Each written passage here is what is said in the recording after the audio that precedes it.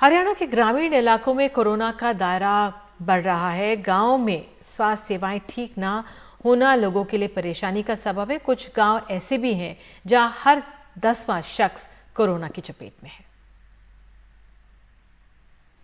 हरियाणा में कैथल जिले के इस गांव की आबादी 30,000 के आसपास है।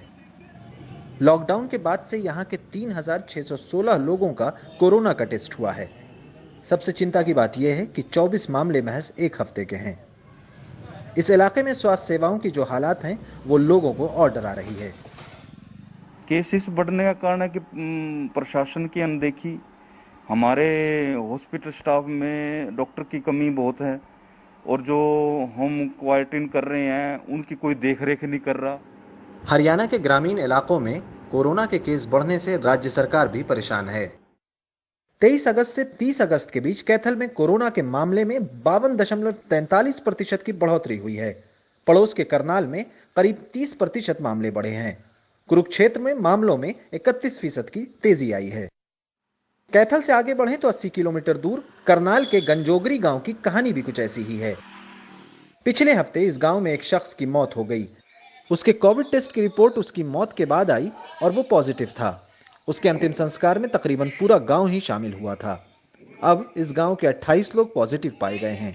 बहुत से दूसरे लोग अपनी रिपोर्ट का इंतजार भी कर रहे हैं। सर ऐसा है, आज तक हमारे गांव में कोई टेस्ट नहीं हुआ।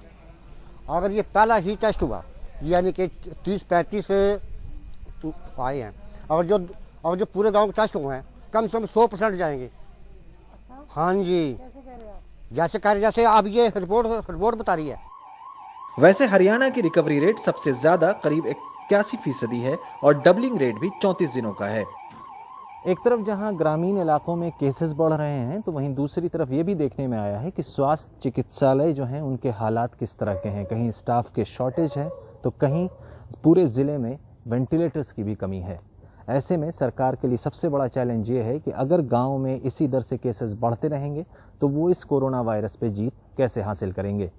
कैथल से सुनील और करनाल से अनीता के साथ चंडीगढ़ से मोहम्मद गजाली, एनडीटीवी इंडिया।